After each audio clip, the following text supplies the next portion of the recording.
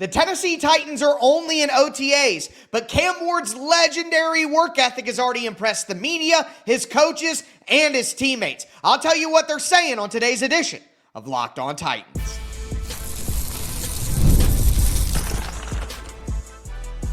You are Locked On Titans, your daily Tennessee Titans podcast, part of the Locked On Podcast Network, your team every day.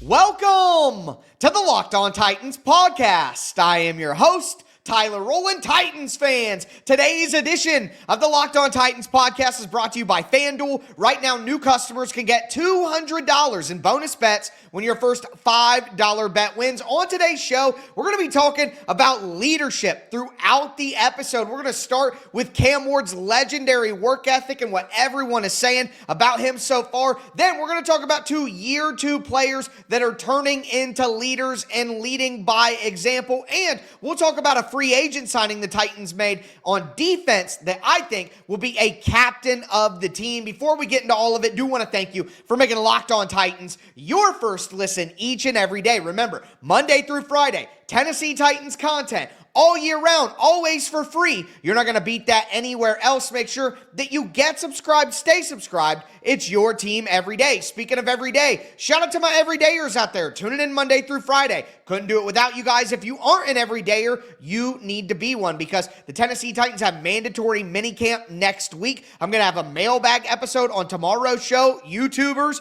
put in your comments, your mailbag questions. I'm going to give YouTube their mailbag day after giving it to the rest of social media last week. But a ton of content. It may be the off season for the Titans, but it's never the off season for Locked On Titans. So make sure that you stay locked in to your favorite team. It's your team every day here, again, on the Locked On Titans podcast. But with that being said, Cam Ward continues to impress, and it comes from multiple different sources as well. Over the weekend, we heard from Jeremy Fowler of ESPN, and he started telling the story, laying the groundwork. Cam Ward's coming in 5 a.m. He's staying after practice. He's in the coach's office.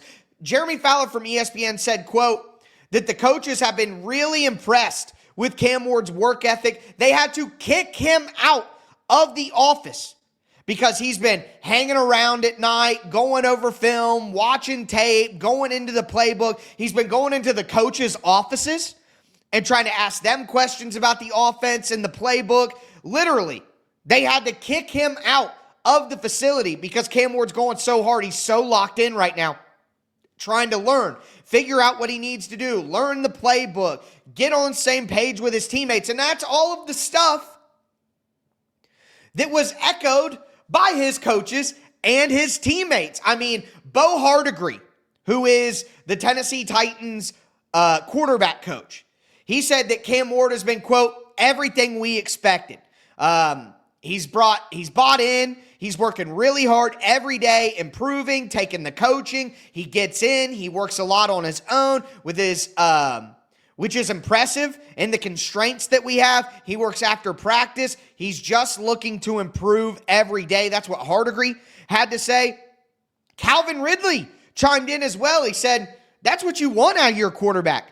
That's what you got to have out of your quarterback. If he ain't one of the first people in here, what are we doing? But that's great. Like I said, from day one that I met him, I knew he was going to be in the playbook here and trying to get on top of it early. So whether it be his number one wide receiver, whether it be his quarterback coach, Bo Hardegree, both of them are both saying, yeah, everything we expected. He's working so hard. We hear it from the media. They're reporting. Behind the scenes, coaches are super impressed with the work ethic. Like, this is exactly what you want from your quarterback. Now, I've mentioned this yesterday when we talked about practice yesterday. I mentioned it last week when we talked about practice.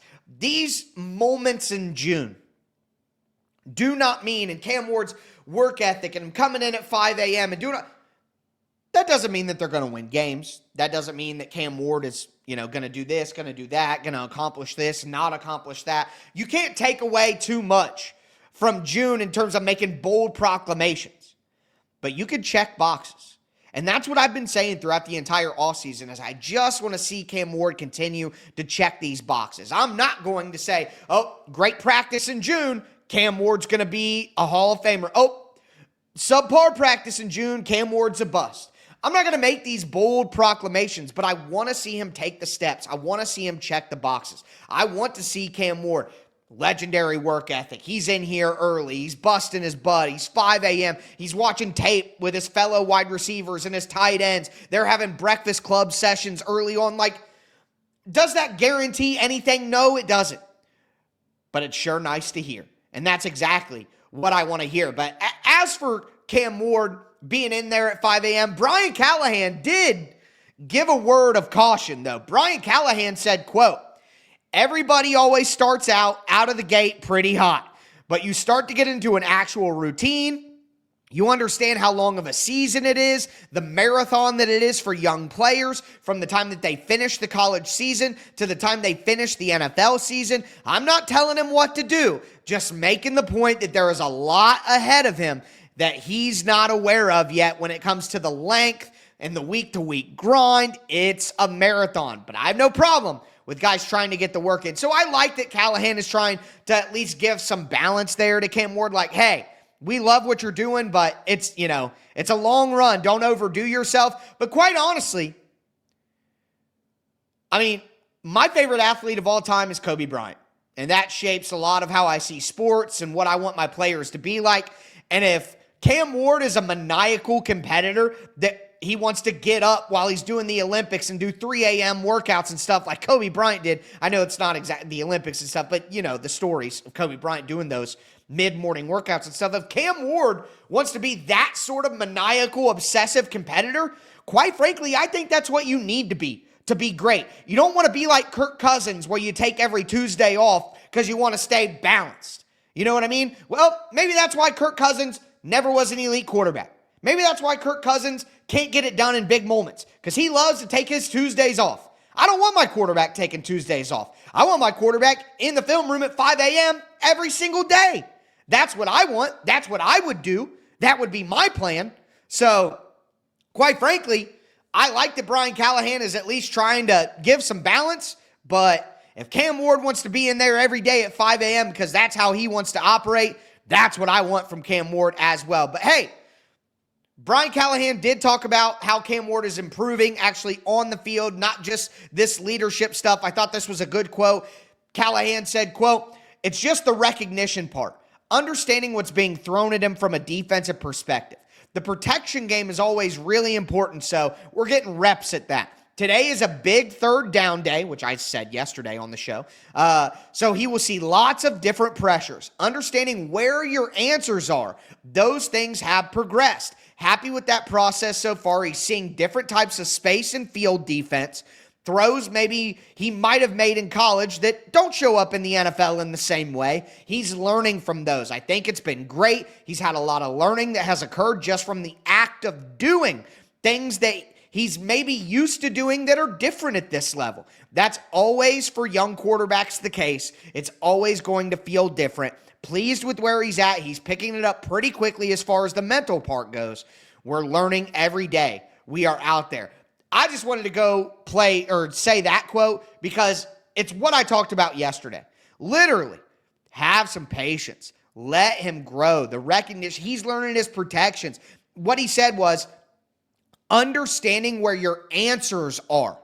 Those things have progressed. And quite frankly, knowing where to go with the football when you're under pressure is something that quarterbacks struggled with last year for the Titans, one in particular. So that's really what you want to see. But whether it be the work ethic, whether it be on the field progression, Cam Ward is exactly where we want him to be. But he's not the only leader that the Tennessee Titans need on this team. And there are two guys going into year 2 that really need to step up. And it looks like they're on their way. Today's episode is brought to you by FanDuel Sportsbook. Look, the NBA playoffs are in full swing. We have the NBA Finals tipping off tonight. And every night delivers highlight-worthy performances, major momentum shifts, and can't-miss moments. Whether it's a game-winning shot, a breakout player, there's never been a better time to get in on the action, and FanDuel makes it easy to stay in the game before tip-off and live. With player props, performance trends, same-game parlays, fans have more ways than ever to play smart and win big. I personally think that the Oklahoma City Thunder are going to win the NBA championship, so I'm going to be backing them, and I'm going to be taking SGA, Shai Gilgeous-Alexander, over on the points pretty much every game. Are you new to FanDuel? Right now is the perfect time to sign up. Head to FanDuel.com, place your first $5 bet, and if it wins, you'll get $200 in bonus bets. Make every moment more with FanDuel, official sports betting partner of the NBA.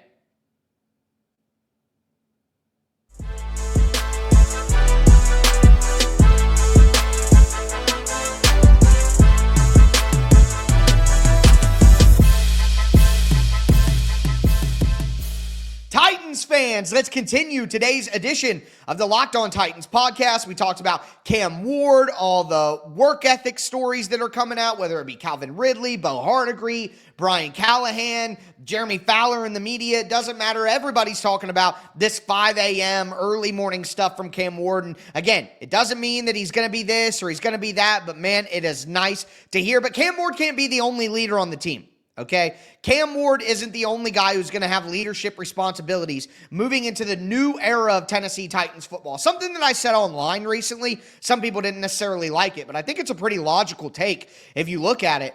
I don't think that the next version of a great Tennessee Titans team, the next Tennessee Titans team that wins the division, the next Tennessee Titans team that wins a playoff game, I don't know if Jeffrey Simmons is a primary leader on that team. I don't know that Jeffrey Simmons is even on that team. You know what I mean? It may be 2-3 years from now.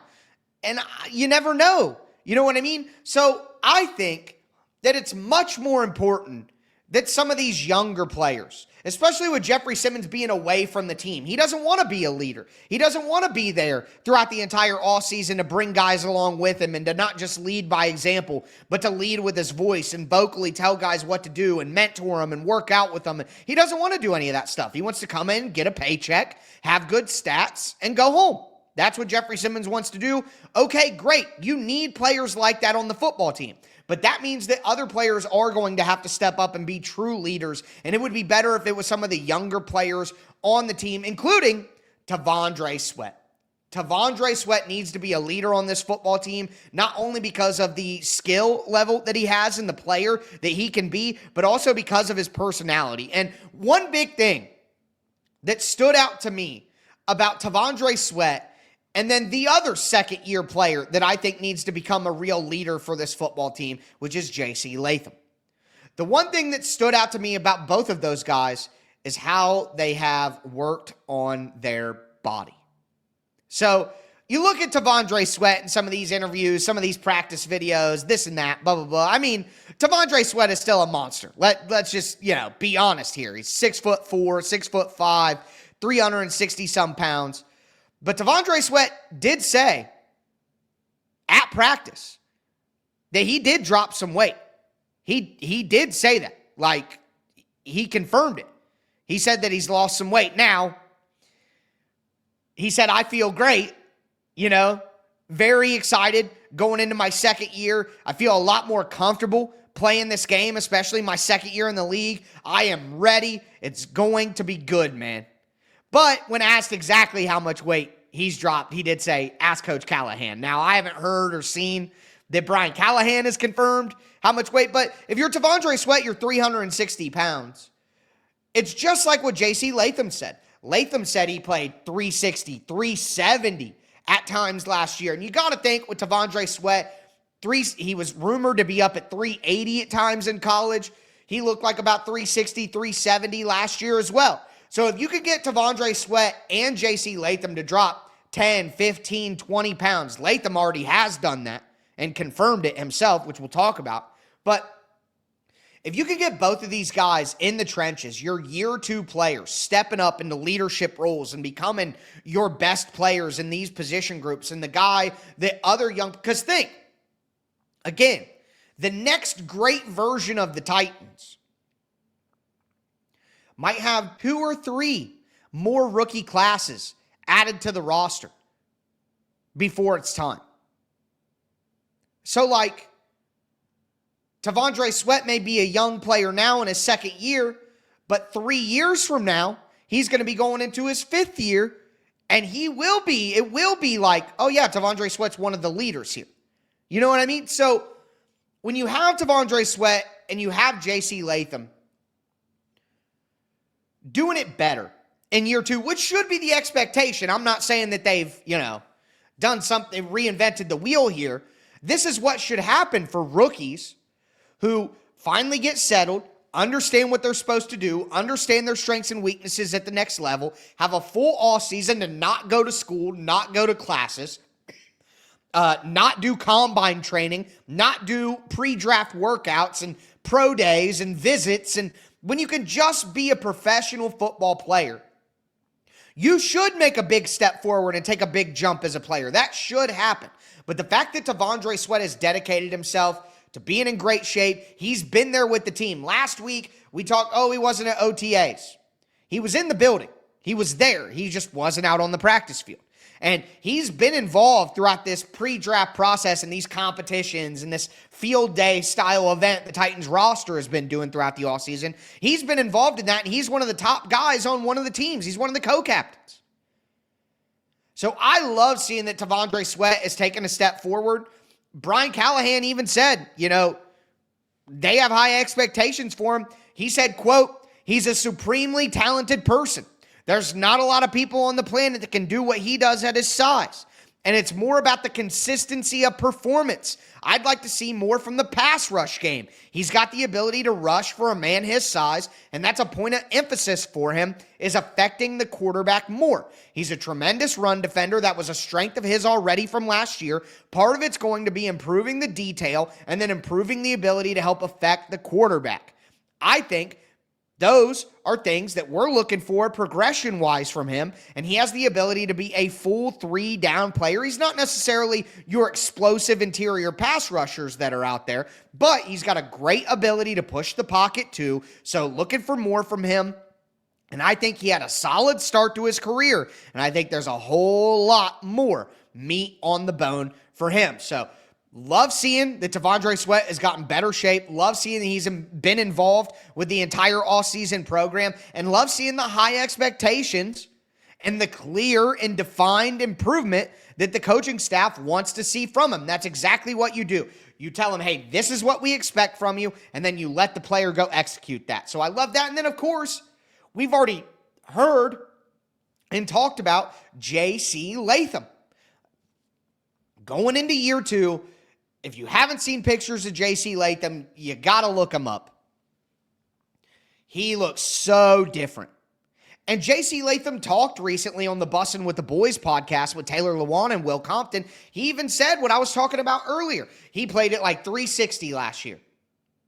He got up to 370 at one point in time, and he said he got embarrassed by the Houston Texans. And the back half of his season was a disaster because he was too heavy.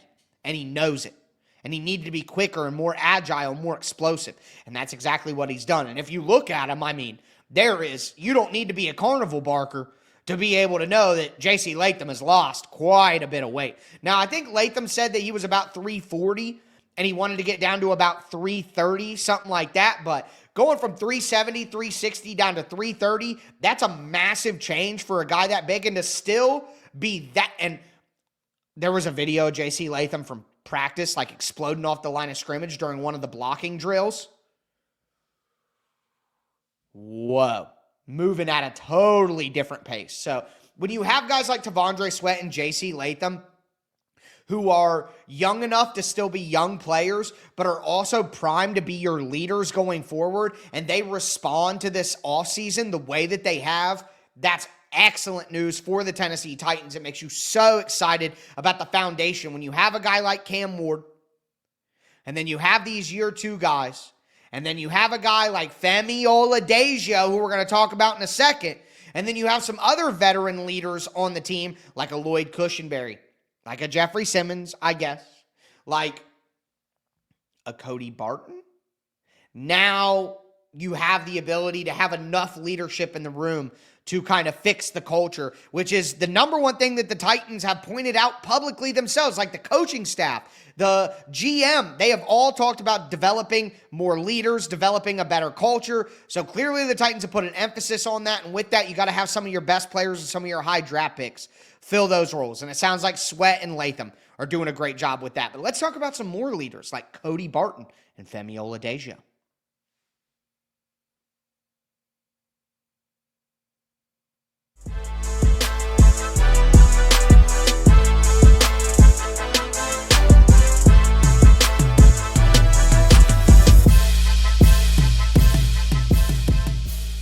Titans fans, let's cap off today's edition of the Locked On Titans podcast. We're talking about leadership on this team, Cam Ward's work ethic, what we've seen from the Titans' year two stars that need to step forward. They're on their way to doing that. But now I want to talk about somebody who hasn't got enough pop in Cody Barton, but also give a little bit of an update on Femi Oladejo, because Titans outside linebacker coach Ben Bloom had an incredible quote on Femi Oladejo. So we're going to get to that. But before we do want to thank you again for making Locked On Titans your first listen. For your second listen, check out Locked On NFL Scouting. Training camp's getting closer. Hosts Kyle Krabs and Joe Marino are going to make you the most informed NFL fan this offseason. Find Locked On NFL Scouting on YouTube or wherever you get your podcast. Also, tomorrow's show, going to have a mailbag for YouTube. Send your questions in down below in the comments. Next week, we got mandatory minicamp all 3 days open to the media. Cannot wait to break it all down with you guys next week. Make sure that you get subscribed, stay subscribed. It's your team every day. But Cody Barton. Cody Barton had a mic'd up video that the Titans put out from him at practice. And hearing Cody Barton interact with his teammates, hearing a mentor, David Benda, the undrafted free agent linebacker out of Texas, just his energy, the way he's communicating, he's talking crap to Cam Ward, like, woo, getting in his face, and him and Cam Ward's like, what do you mean? You guys just gave up 35 points, like they're chirping back and forth. And to see a guy like Cody Barton, who was signed as a free agent, doesn't necessarily mean that, he's going to come in here and feel ownership and want to be a leader. He could just come in and get his paycheck, just come in, do a job, and go. But Cody Barton seems to be truly invested in the football team, invested in the young players, wanting to not only do his job, but prepare people who may eventually take his job in the young linebackers. Like his communication, the way he's willing to interact, and just his energy in general. Again, I think that Cody Barton will be a captain for this football team. Like, I would not be shocked at all if Cody Barton is named a captain as soon as they do it. Not one of the rotating, like truly a captain on the defense. And you want that. The thing is, that coming from your middle linebacker is so critical, because linebacker is all about communication. You're communicating with the people behind you. You're communicating with your defensive line. You got to be the quarterback of the defense. You have to read every play. You have to call out during plays where things are going, run, pass, counter, all the different things that get communicated.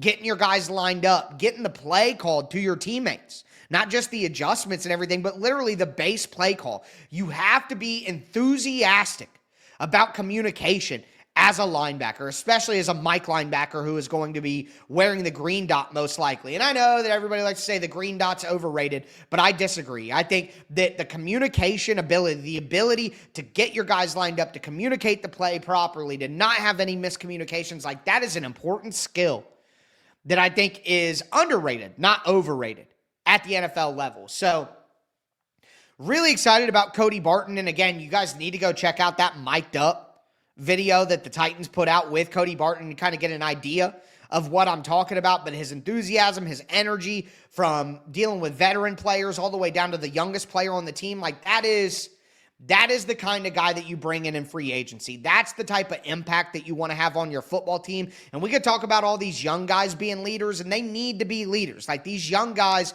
need to be the new school leaders, no doubt about it. Latham and Sweat and Cam Ward and Femi Oladejo, who we'll talk about in just a second. But at the end of the day, you do need some well-placed veteran leaders in important spots. Center, I think, is a very important spot. Linebacker, I think, is a very important spot. When you have guys at those spots. And it's funny that the Titans got 2 guys from Denver to come over and do that. And then they're going to play Denver week 1. But regardless, I'm just really excited about what Cody Barton can be for this football team. I think they got a great value with Cody Barton as well. He really does bring a versatile skill set that can do all things on all 3 downs. And you add in this off-field mentorship element that he's bringing to the table.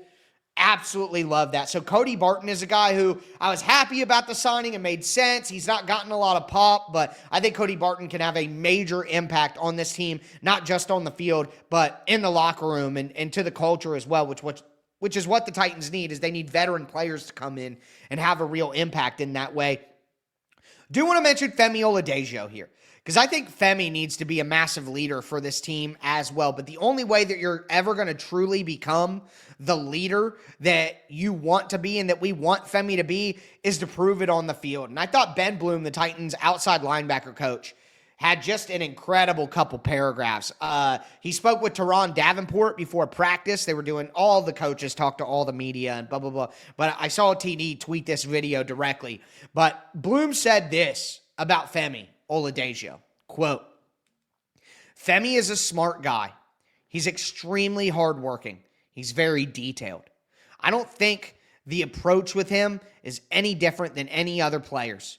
You put opportunities in front of them to learn the techniques, get them the drill work to work on their get off, work on their hands in the move area, teach them how to win edges, teach them how to win with power. That's through drill work this time of year. Then when we get to really rush in pads, one-on-one in training camp, that growth and development accelerates. I'm excited to work with him because he's got power and he's competitive and he's a quick learner, so I'm really confident in his ability to execute." And he got even more in-depth. Really soak in this comment and how much Ben Bloom is teaching you about the plan for his rushers and Femi Oladejo. Right here, quote, "Try to make things simple.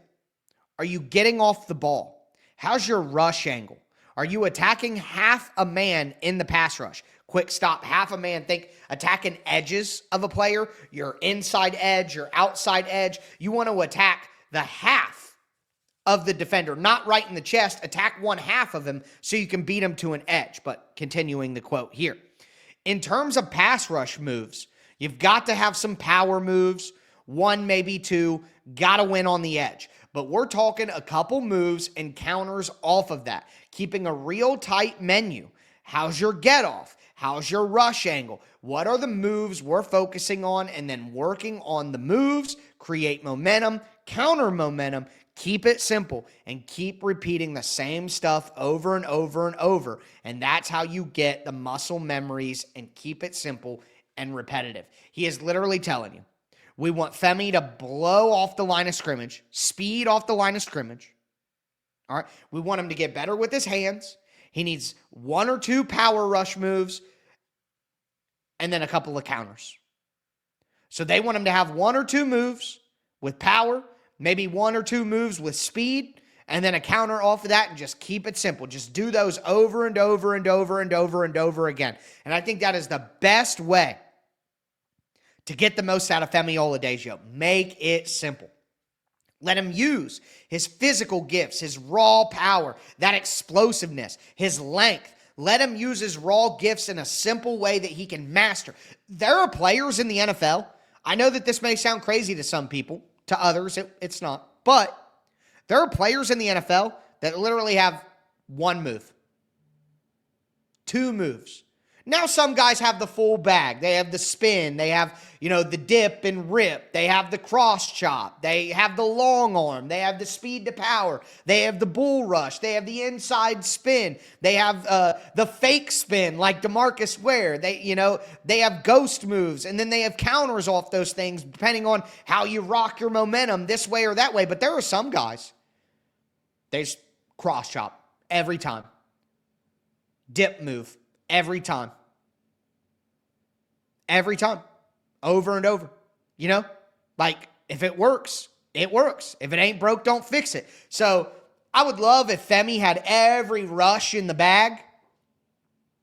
But if he can just get 1 or 2 moves down perfectly, 1 power move, 1 speed move, get off the line of scrimmage, his just natural talent and ability and then that sort of development is going to mesh together and make him a much quicker impact player than maybe I even thought. But so excited about those detailed answers from Titans outside linebacker coach Ben Bloom. But that's going to do it for me today, folks. Again, mailbag tomorrow. Get your questions in down below, YouTube.